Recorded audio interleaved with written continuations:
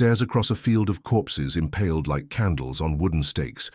This isn't myth, it's history. Vlad III, better known as Dracula, was not born a monster, he was made.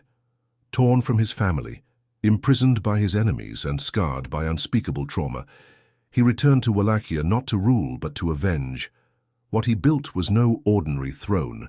It was forged from the bones of those who betrayed him, a monument to fear itself. But what happens when vengeance becomes your only god? Like, if this story chills you, comment. If you'd sit on the bone throne, and subscribe. For more brutal truths history tried to bury. The crimson dawn breaks over the battlefields of Wallachia, painting the sky the color of spilled blood. In the distance, a forest of wooden stakes pierces the morning mist, each one crowned with the decaying corpse of an enemy. This is not the aftermath of some ancient barbaric ritual, but the calculated design of a man whose name would echo through history as both savior and monster. A prince whose childhood trauma would transform him into the most feared ruler of his age, and whose thirst for vengeance would lead him to construct the most macabre seat of power ever conceived by human imagination. The year is 1431, and in the royal court of Wallachia, a small but strategically vital principality nestled between the expanding Ottoman Empire and the Kingdom of Hungary, a child is born who will redefine the very meaning of terror. Vlad III, son of Vlad II Dracula, enters a world already stained with the blood of political intrigue and religious warfare. His father's name, Dracula, meaning dragon, had been earned through membership in the Order of the Dragon, a secret society dedicated to defending Christian Europe against the Islamic Ottoman advance. But the child born on this winter night would earn a far darker epithet, one that would survive centuries and spawn legends that blur the line between history and nightmare. The stone walls of the Wallachian palace echo with whispered conversations in multiple languages, as diplomats from rival empires negotiate treaties written in blood and sealed with betrayal. Young Vlad's earliest memories are not of lullabies and fairy tales, but of watching his father navigate the treacherous waters of medieval politics, where survival meant playing enemies against each other while maintaining the delicate balance between Christian and Muslim powers. The child's dark eyes absorb every lesson in deception, every masterclass in the art of revenge, every demonstration that mercy is a luxury only the weak can afford. When Vlad reaches the age of 11, his world shatters like glass thrown against stone.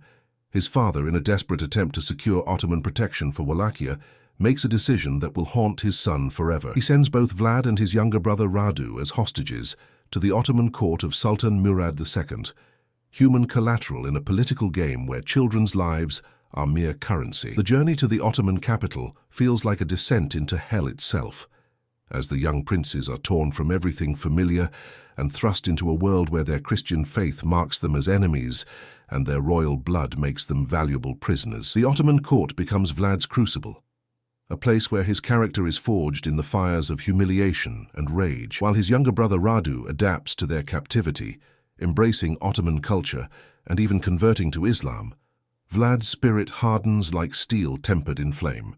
He endures daily humiliations designed to break his will, torture sessions disguised as discipline, and the constant psychological warfare of knowing that his captors could end his life with a simple word. But instead of breaking, something darker awakens within him. Each lash of the whip, each degrading command, each moment of powerlessness feeds a growing hunger for vengeance that will one day consume entire armies. The prince studies his captors with the intensity of a scholar examining ancient texts, learning not just their language and customs, but their fears, their weaknesses, their methods of inflicting pain. He watches public executions with clinical detachment, noting how different forms of death affect both victim and audience. He observes the art of impalement, a particularly Ottoman method of execution that combines maximum suffering with psychological terror, as victims could survive for hours or even days writhing on wooden stakes. These images burn themselves into his memory like brands on flesh, waiting for the day when he will reverse the roles of victim and executioner. Years pass like a slow poison working its way through his veins, and news reaches the Ottoman court that sends shockwaves through Vlad's very soul. His father, Vlad II Dracula, has been murdered by Wallachian nobles who feared his growing dependence on Ottoman support. But the horror doesn't end there. In a display of medieval brutality that defies comprehension, the assassins have also captured Vlad's older brother, Mircea, and subjected him to a death so horrific that even hardened warriors struggle to speak of it. They have buried him alive after torturing him in ways that mock the very concept of human dignity, leaving his mutilated body as a warning to any who would dare ally with foreign powers. The news strikes Vlad like a physical blow, but his face remains a mask of stone. Years of Ottoman captivity have taught him to hide his emotions, to present an expressionless facade, while hurricanes of rage and grief tear through his soul. But inside, something fundamental shifts. The last vestiges of mercy, of forgiveness, of anything resembling human compassion die in that moment. What remains is a calculating intelligence wrapped around a core of pure vengeance, a mind that begins to plan retribution on a scale that will make his captor's worst nightmares seem like pleasant dreams. When Vlad finally returns to Wallachia in 1448, he is no longer the frightened child who had been torn from his homeland. At 17, he has been transformed into something far more dangerous than any weapon forged by human hands. His first reign lasts only 2 months before he is overthrown, but these brief weeks serve as a preview of the terror to come. He begins implementing the lessons learned in Ottoman captivity, using impalement not just as an execution method, but as psychological warfare.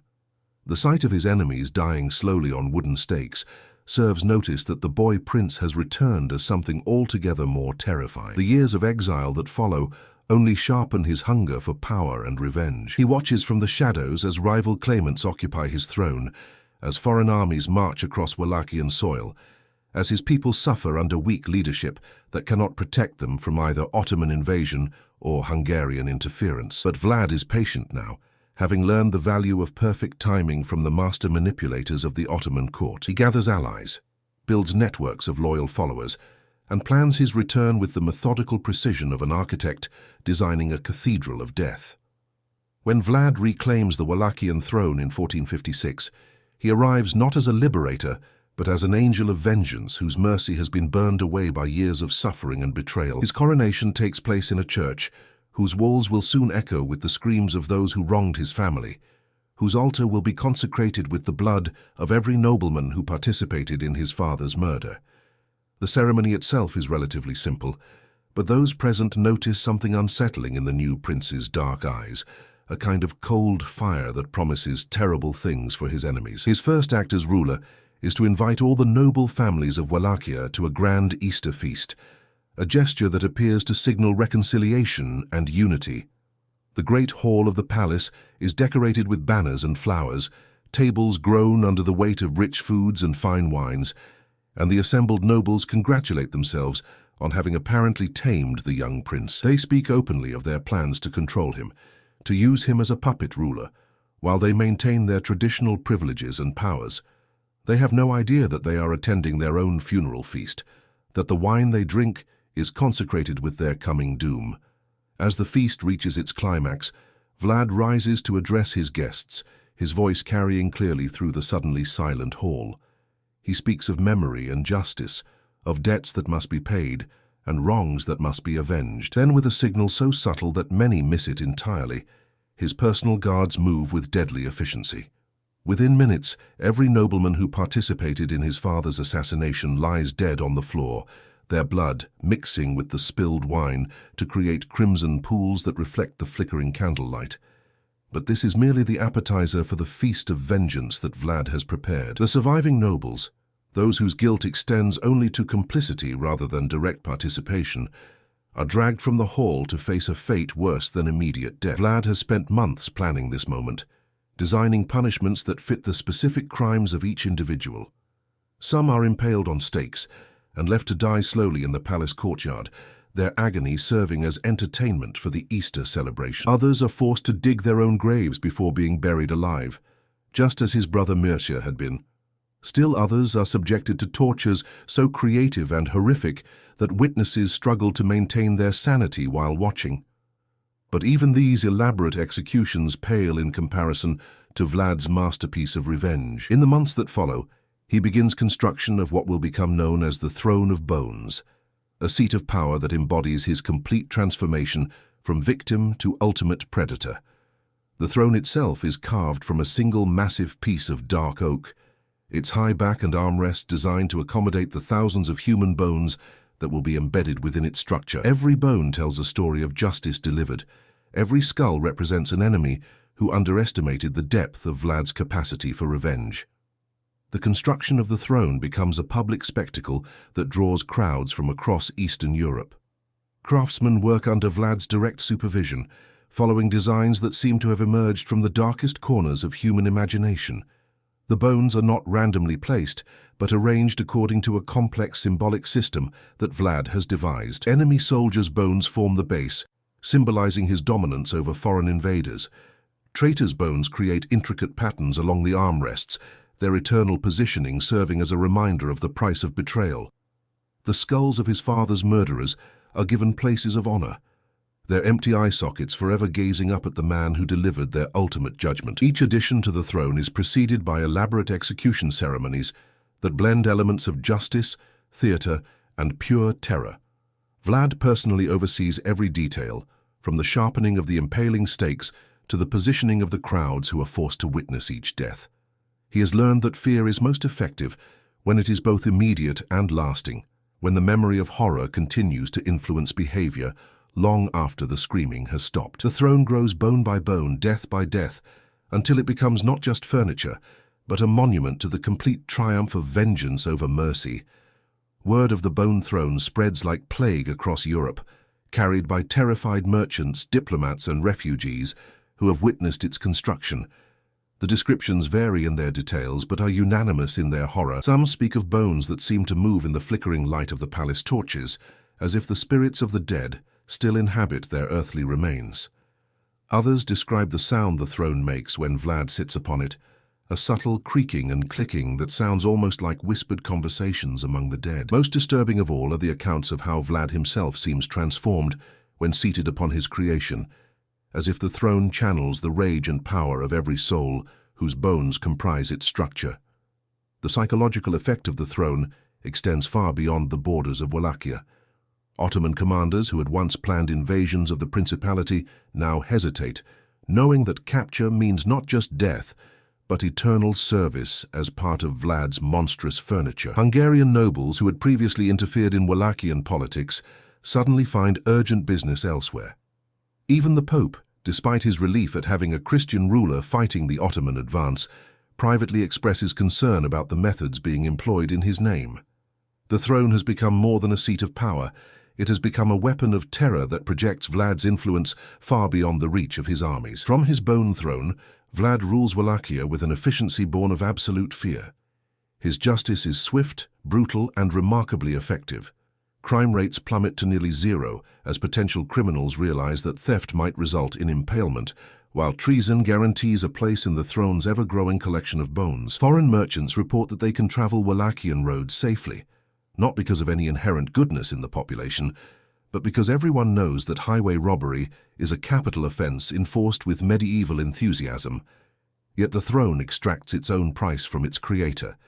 Those closest to Vlad notice changes in his behavior that go beyond mere ruthlessness. He spends increasing amounts of time seated upon his creation, sometimes remaining motionless for hours, while staring into distances that others cannot see. He begins speaking to the bones, addressing them as if they were living advisors whose counsel he values above that of any living minister.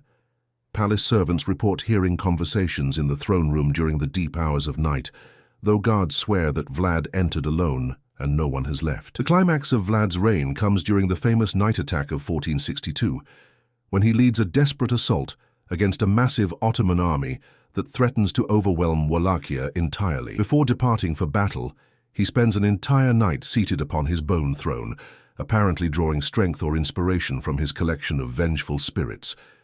Those who witness his emergence speak of a man transformed, possessed by something beyond human rage or determination. He rides to battle carrying weapons blessed by touching them to the throne, and his very presence on the battlefield seems to inspire supernatural terror in his enemies. The battle itself becomes the stuff of legend, with Vlad's smaller force routing an Ottoman army many times its size through a combination of tactical brilliance and pure psychological warfare. But perhaps more significantly, It represents the final transformation of the frightened child who had been taken hostage decades earlier.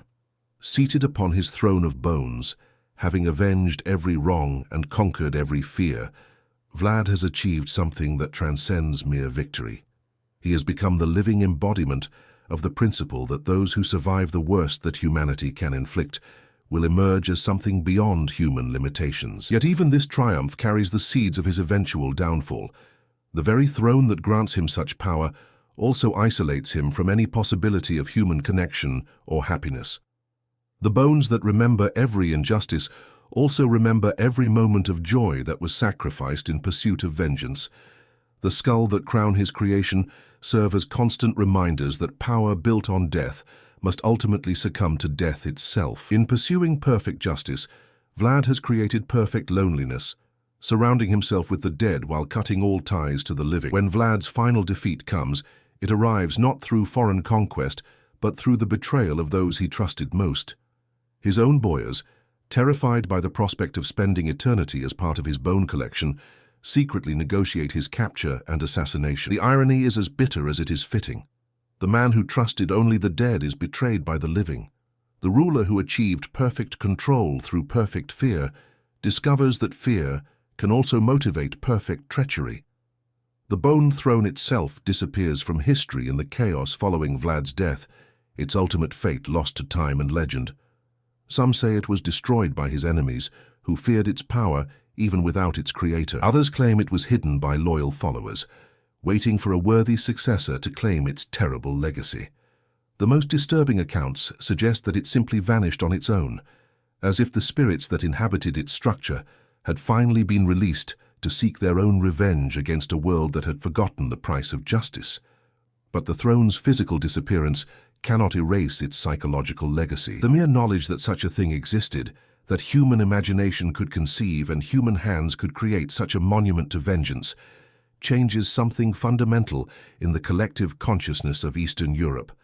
It serves as proof that there are depths of human darkness that most people never imagine, and that some wounds cut so deeply that they transform their victims into something beyond any possibility of healing or redemption. In the end, the prince who built the Throne of Bones achieved something that no other ruler in history has managed. He created perfect fear, not the temporary terror that comes from witnessing violence, but the lasting horror that comes from understanding how completely compassion can be burned away by injustice. His throne stands as a monument, not just to his own transformation, but to the fundamental truth that those who inflict suffering must eventually face the consequences of their actions, even if that reckoning comes from beyond the grave itself. The story of Vlad's Bone Throne reminds us that history's greatest monsters are not born but made, forged in the fires of trauma and tempered by the determination to ensure that their suffering is never inflicted on them again. It challenges us to consider how we respond to injustice and whether the pursuit of perfect vengeance might cost us our very humanity.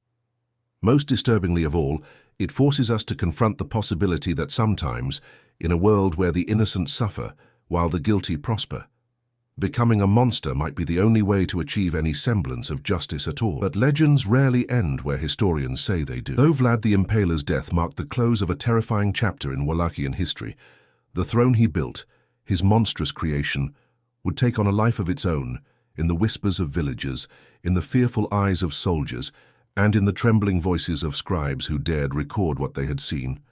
In the years following Vlad's assassination, stories of the Bone Throne began to evolve. Some claimed it had been smuggled across the Carpathians by a cult of loyalists who believed Vlad had not died, but transcended death, that his soul had fused with the throne and would return in times of great crisis. Others swore that those who sat upon the throne in mockery of his legacy were driven mad within days, whispering in ancient tongues and clawing at their own flesh until they had to be restrained or killed. In 1477, a Hungarian nobleman named István Szilágyi dared to seize control of Wallachia after Vlad's death and ordered the throne placed in the great hall of his own fortress as a trophy. Within a week, the fortress was consumed by fire, leaving no survivors and no identifiable remains of the throne. But strange reports filtered through the countryside. A low hum like chanting in the wind, livestock driven to madness, children found sleepwalking to the ruins with their hands outstretched, whispering the name Vlad. Generations passed, but the throne's legend never faded. In 1532, an explorer chronicled finding a hidden chamber beneath a monastery near Targoviste, sealed behind stone and iron, where the walls were covered in carvings that resembled human bones. At the center of the chamber, he claimed, stood a throne made not of wood or ivory, but of something far older, bone blackened by time, skulls fused into unnatural shapes. In his journal, now held in the Vatican's forbidden archives, he wrote only one sentence under the final page: "It still speaks." By the 17th century, the throne had become a symbol in secret rituals and dark literature. Occult societies across Europe referenced the bone monarch in hushed tones, suggesting that Vlad's vengeance was never truly about earthly power, but about ascending to something beyond mortality. Some claimed that Vlad had learned forbidden rites during his captivity in the Ottoman court, and the throne was a vessel, a necromantic anchor that fed on suffering and prolonged his existence across centuries through whispered memory. In 1711, an anonymous French noblewoman wrote a letter to her confessor, describing a dream in which she stood before a throne of bone in a chamber lit by candles made from human fat. The figure seated upon it wore a crown of thorns, and its eyes wept blood as it whispered her name. That same night she vanished from her locked chamber, never to be seen again. Her letter is still preserved in the private vaults of the Bibliothèque Nationale de France, its margins darkened by what appears to be dried blood. In the early 19th century, a team of archaeologists excavating ruins near Ponari Castle uncovered what appeared to be a ritual pit lined with femurs and skulls arranged in concentric spirals. At its center, they discovered fragments of what may have been a throne leg, oak embedded with petrified bone and inlaid with rusted iron symbols matching glyphs found in ancient Mesopotamian tombs. One of the team, Dr. Ernest Hartwell, disappeared weeks later after complaining of voices in the wind. His final journal entry read, "The throne is not a legend. It is waiting." Even as the modern world rose from the ashes of feudalism and faith gave way to industry, the myth of the bone throne endured. In World War I, soldiers near the Eastern Front reported hallucinations of a man in black armor seated upon a mountain of skulls who watched the battlefield in silence. During World War II, a division of Nazi occult researchers scoured Romanian monasteries and crypts in search of the throne, believing it held the key to eternal power. None returned. Today, deep in the forests of Romania, hikers whisper of clearing where no birds sing, where time feels slow and the shadows too still. Some say the air grows cold as you approach, that you feel as though watched by countless unseen eyes. A few have returned from such places pale and changed, refusing to speak of what they saw. Others never return at all, because perhaps the bone throne was never just a seat, nor merely a monument to vengeance. Perhaps it was a door, a throne built not just to rule the living, but to command the dead. And through it, Vlad still watches, still waits, still listens for the moment the world will once again need a prince whose justice knows no mercy. For when the age of monsters returns, so too will the man who built a throne from the bones of the wicked. Not for power, not for glory, but to ensure that the screams of the past are never, ever forgotten. And now, in the digital age, where memory is eternal and surveillance reaches deeper than ever before, some claim the bone throne has adapted. They speak of encrypted footage shared on dark web forums, grainy, flickering images showing a throne-like structure in motion, carried through ruins by faceless figures. Frames flash with strange symbols. One clip reportedly ends with a whisper in archaic Romanian. Am vegit, voi judica din nou. I have watched. I shall judge again. Cybersecurity researchers investigating these posts vanish. Forums are scrubbed. Files disappear, corrupted or encrypted with keys that no one can break. A strange digital icon appears in their place, a crude depiction of a crowned skull upon a jagged throne. No known group claims responsibility. Perhaps the bone throne never vanished.